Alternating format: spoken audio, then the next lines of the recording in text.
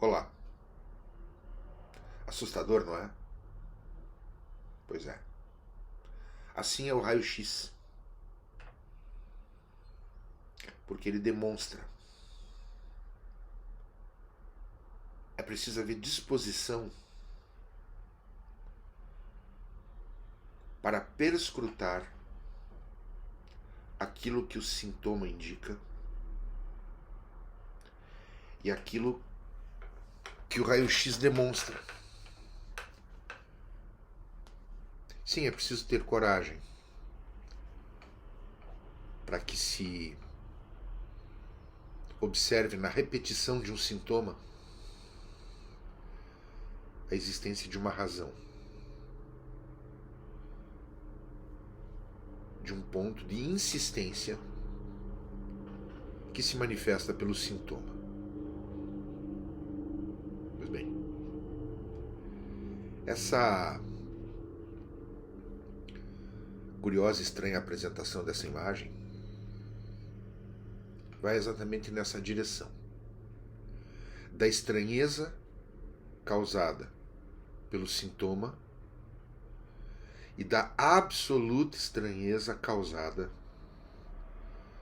por aquilo que vai se demonstrar a partir de um olhar mais aberto. Muitos pacientes dizem assim: doutor, eu tomo remédio e não melhoro. Isso em se tratando de uma clínica voltada à psiquiatria. Eu não melhoro, eu tomo de tudo e não melhoro. Há uma repetição do sintoma. O sintoma incomoda, o sintoma sequestra as pessoas da sua vida habitual, das suas coisas, das suas relações familiares, sociais, românticas. Ele atrapalha o laço social. E quando se fala de sociedade, naturalmente, tudo aquilo que o indivíduo desempenha nesse coletivo também vai estar possivelmente comprometido. Há um sofrimento psíquico verdadeiro, sim. E esse sofrimento pode ser percebido de várias maneiras, mas muitas vezes é por uma incidência de coisas que são percebidas pelo corpo.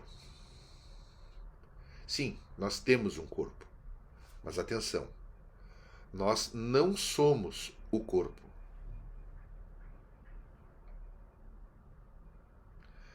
Como é isso? É alguma coisa mística? Você está dizendo que a gente habita o corpo? Não, eu estou dizendo que a gente é habitado pela linguagem. E a nossa humanidade, que foi retirada da natureza e entrou no mundo da cultura por intercessão da linguagem, nos faz assim, uma coisa meio que ficou num limbo. Nós temos corpo de mamífero, mas nós temos uma ciência de nós mesmos a partir da capacidade conceitual dada pela linguagem e seus desdobramentos. E isso é um assunto gigante que não termina assim tão rapidamente, nem eu seria todo de tratar disso aqui. Pois bem. O que a medicação faz? Ela incide sobre o corpo. Mas não é o corpo que a gente é. É sobre o corpo que a gente possui. Perdão. Corpo que é mobilizado por uma intenção. Não é o cérebro que pensa. O cérebro é o aparato do qual nós, que temos um corpo, nos utilizamos para produzir ato. O cérebro e o corpo são os executores de uma intenção. Complicou, né? Complicou. Aí é que está o raio-x. O raio-x vê o quê? Aquilo que está por trás da pele, que está por baixo. Os raios Röntgen, não é? Vão demonstrar outras superfícies por trás da pele tem outra consistência, tem outra densidade. O que a psicanálise faz? A partir de um desejo do próprio sujeito. Ela vai demonstrar que, embora tenhamos um corpo e que pode ser afetado tanto pela mostração do sintoma quanto pela interferência dos psicofármacos. Claro, a interferência existe. Agora, a repetição é causada por uma insistência daquilo que está no corpo que a gente tem? É mais fácil dizer assim, né? Ah, você é assim porque você tem uma coisa genética. Claro que a genética existe. Claro que nós temos esse assujeitamento às coisas do corpo. Mas existe, atrás de tudo isso, um outro campo. Eu não sou um terraplanista tonto que nega a neurociência, a biologia. Não, claro que sim. Nós temos tudo isso, né? Mas eu me pergunto ao ouvir a pergunta de alguns pacientes: doutor, eu estou tomando psicofármaco X, isso nunca melhora. Ah, vamos fazer um teste genético, não sei o que lá. Tudo que for disser respeito à interferência externa de um medicamento sobre o corpo tem que ser visto com extremo rigor. Porque no momento em que você consegue mitigar aquele sofrimento que aparece a partir do corpo que a gente tem e não do corpo que a gente é, e quando esse sofrimento ele é mitigado, a percepção do sofrimento através do corpo é mitigado muitas vezes só. Então, por exemplo, o sujeito está lá severamente deprimido, ou então está tendo aquelas crises de ansiedade pavorosas, etc. e tal. É claro que no momento em que você procura aliviar o sofrimento desse sujeito, ele, e há resultado, pelo menos durante um tempo, ele vai estar aliviado daquele sofrimento que vai deixar de ser o protagonista. Mas por que aquilo pode acontecer de novo? Porque ele não é o corpo. Ele tem um. E aí a repetição não é apenas um assujeitamento a uma circunstancialidade genética. Ele vai estar assujeitado à repetição das próprias escolhas. Ele vai estar se repetindo. Eu vou dizer melhor.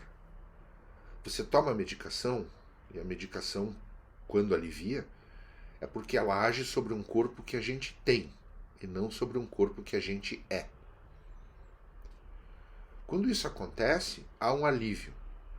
Um alívio sintomático a partir de uma interferência no corpo que permite ao sujeito continuar sendo o mesmo. Ups!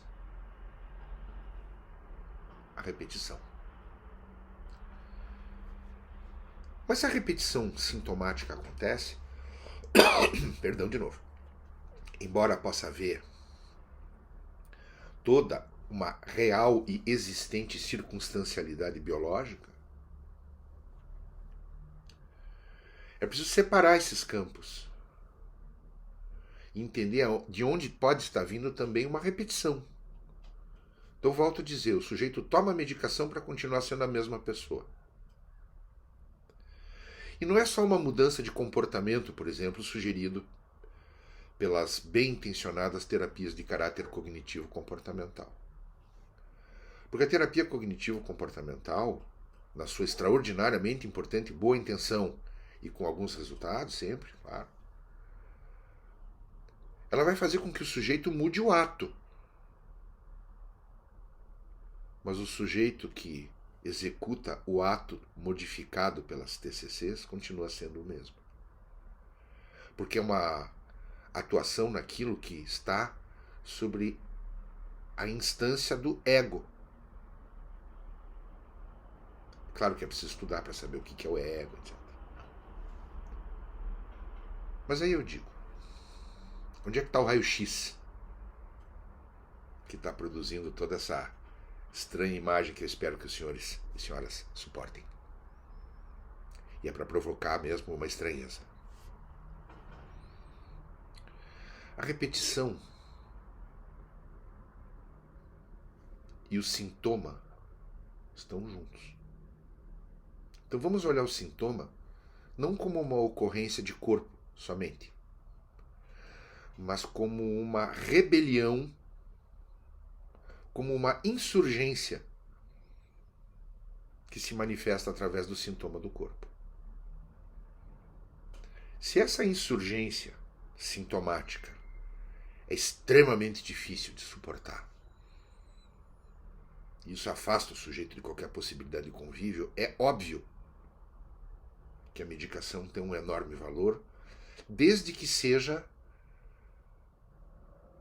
prescrita e observada mediante uma advertência de que tomarás medicação para continuar sendo o mesmo, apaziguando a percepção de uma insurgência que surge através do sintoma também. Claro que muita gente não vai concordar com isso, mas se ela vir, né? Psicanálise é um escândalo desde Freud, seja lá o que for. Essa insurgência contra a própria psicanálise, não é? Mas quando acontece essa insurgência, o que acontece? Novo sintoma, novo remédio. Qual é a insurgência? Qual é a rebelião? É uma divisão. Quantas vezes a gente não escuta pessoas dizendo, nós mesmos dizemos, puxa, hoje não estou me aguentando. É que está havendo uma incidência de uma rebelião, de uma insurgência. Porque, senhores, não existe angústia sem objeto. A gente não pode dizer assim, se está tudo bem na tua vida, você está angustiado, porque isso é uma questão química, sei lá. Ou então aqueles médicos que vão mandar medir serotonina para ver se não é isso que está faltando. Isso cria até uma certa vergonha alheia, inclusive. Né? É muito triste, é muito triste mesmo.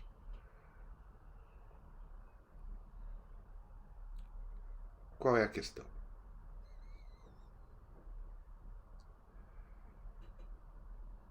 A medicação, quando alivia os sintomas, ela vai apaziguar aquilo que eu estou propondo como uma rebelião do sujeito que não está mais a bordo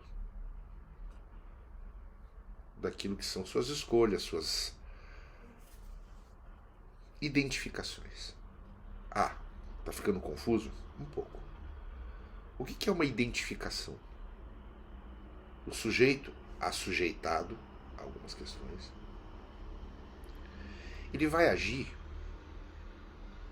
para corroborar aquilo que carrega como um nome, como um script, como um software que diz dele. Mas quando há uma discordância entre algo mais original e uma identificação que submete esse sujeito a uma tirania que não o deixa ir em outra direção, isso se chama superego, inclusive. É bom estudar. O que é superego? Uma superestrutura do caráter? Não, ela é uma tirania que o próprio sujeito cria, revestindo-se dessa estratégica identificação, e confunde isso com eu sei de mim. E quando isso falha, pode vir um sintoma, que é uma rebelião, que é uma insurgência frente a essas identificações que o sujeito carrega e mal sabe, achando que ele é quem é. Então você está dizendo que as pessoas têm esses sintomas porque elas pouco sabem de si? Sim, existe uma certa arrogância em querer dizer que a gente se conhece, o autoconhecimento e tal. É preciso a gente ter uma boa dose de autodesconhecimento, ou entender que existe um autodesconhecimento, para depois de um tempo entender que a imagem que a gente vê da gente mesmo é assim. Passa a ser estranha. Eu estou me estranhando de mim mesmo. Esse estranhamento impede muitas vezes, o sujeito, de acolher essa curiosidade, esse querer saber do que se trata esse enigma. E muitas vezes ele pode ficar até aterrorizado em se submeter a esse raio-x. Que estranhezas eu vou encontrar ali? As identificações que carrego são estratégias para que algo não seja visto ou tocado? Maybe. Mas então é bom não falar nisso, porque senão isso não vai ser bom para o sujeito. Já não está sendo bom, por isso que ele vai buscar uma ajuda, porque ele não está dando conta disso que ele acha que é ele mesmo. Percebem? Usar a medicação para continuar sendo o mesmo. Entender o sintoma como uma rebelião que é apagada com a boa intenção de aliviar o sujeito de um sofrimento. Até aí tudo bem, claro, perfeitamente. Eu acredito na medicação também. Mas desde que com a advertência de que tomar medicação para continuar sendo o mesmo carrega duas coisas. A certeza de uma repetição, e aí o sujeito toma a medicação para tentar encontrar algum conforto, vivendo a bordo de uma vida e de uma escolha que estão sendo questionadas o tempo todo pelo sintoma. E aí apaga-se o grito sintomático com a medicação. Isso não é uma forma de tirania? Quer dizer, o sujeito está submetido à tirania superegóica de carregar uma identificação e, ao mesmo tempo, de forma tirânica, ele apaga a rebelião com a medicação para que ele possa ter conforto, sendo aquele que ele não é. Ups! Se a gente for olhar na política, qual é a questão das rebeliões? Não é preciso escutar a voz dissidente, dissonante? Porque há algo que não funciona? Já imaginaram isso que cada sujeito carrega, por exemplo? Que eu tentei expor aqui, a bordo dessa estranheza de imagem. Já imaginaram o quanto isso replicado num coletivo, da forma como se faz o laço social, também produz isso? É preciso remediar as rebeliões, atender à dúvida de que algo não vai bem, ou simplesmente calar as vozes dissonantes em prol de um bem maior? Não se queixe. Eu estou propondo uma saída melhor. Substituindo e implementando uma identificação que o sujeito carrega, ou esmagando uma deriva identificatória ou nominativa que cada sujeito carrega, substituindo tudo isso pelo pertencimento a um grupo ideológico, religioso.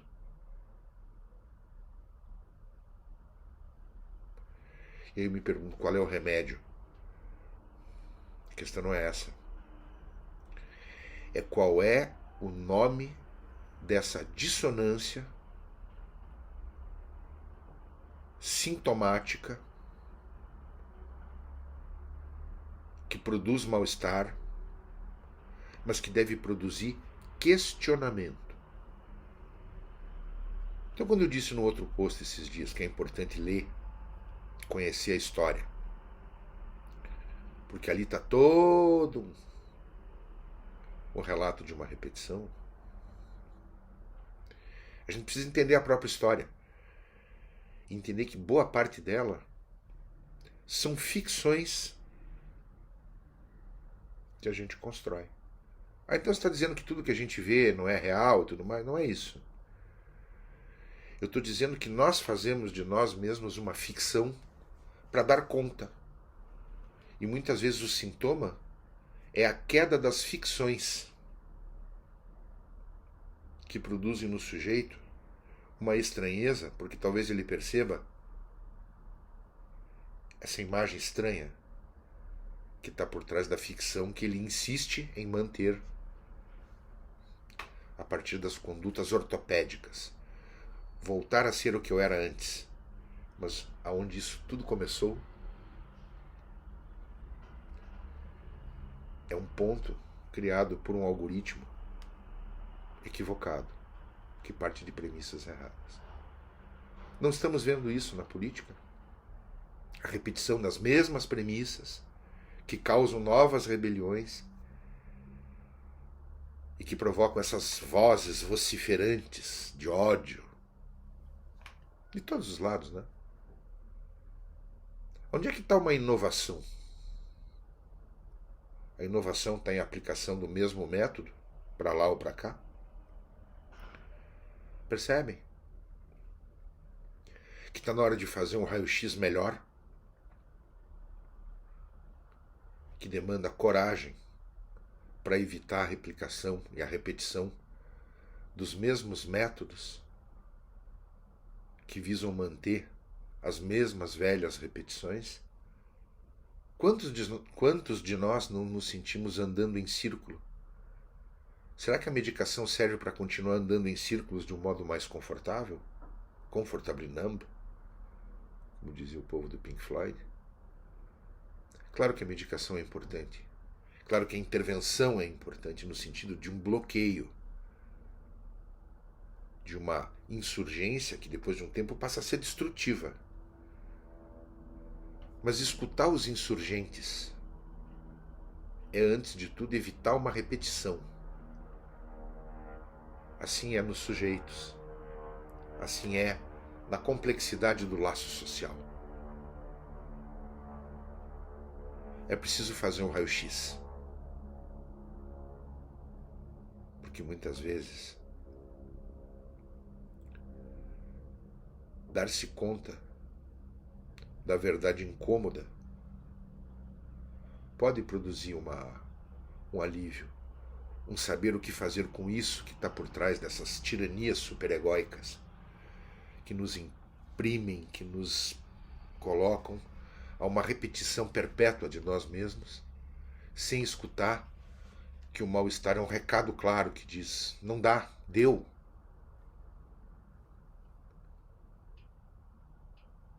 Pensem num sentido mais amplo. A verdadeira insurgência pode ser conduzida de forma mais sustentável, para que a gente não passe a vida andando em círculos, falando das mesmas coisas, tomando novo remédio para novos sintomas que na verdade são os mesmos, ou então buscando saídas para as mazelas sociais.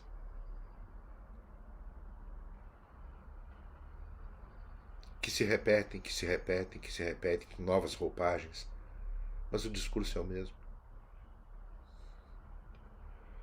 Onde é que está o ponto da diferença? Está no 1 a 1. É claro que, por exemplo, quando um sujeito abre mão do próprio desejo e quer que isso seja resolvido externamente, é como Lacan dizia a partir de Spinoza, trata-se aí de uma covardia moral, né?